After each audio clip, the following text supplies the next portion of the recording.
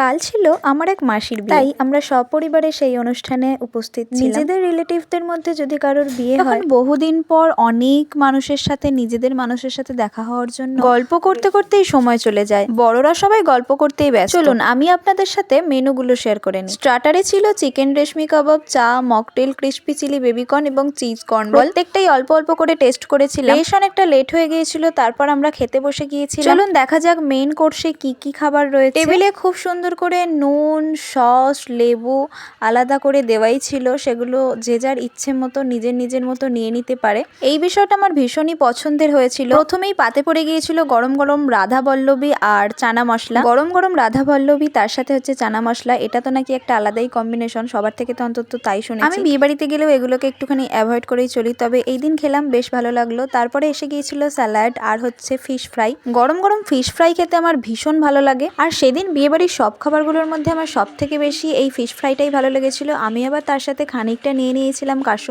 কাসুন্দি দিয়ে fish fry খেতে তো মানে ভীষণই ভালো লাগে আমার। আর এই ফিশ ফ্রাইটার মধ্যে তো একেবারে মাছ ভরপুর ছিল, তো ভীষণ ভালো খেয়েছিলাম। তারপর পাতে চলে এসেছিল গরম গরম দম পোলাও।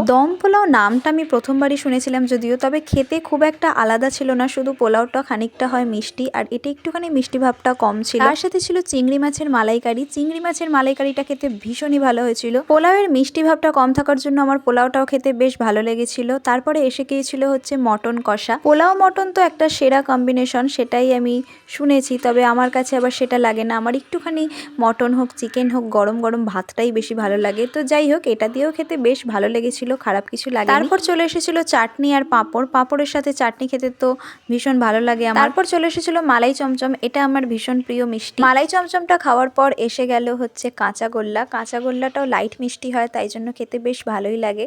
আর শেষে ছিল হচ্ছে আইসক্রিম, আর পানটা তো ভীষণ সুন্দর সাজিয়ে দেওয়া হয়েছিল। তো আপনারা কমেন্ট করুন কেমন লাগলো।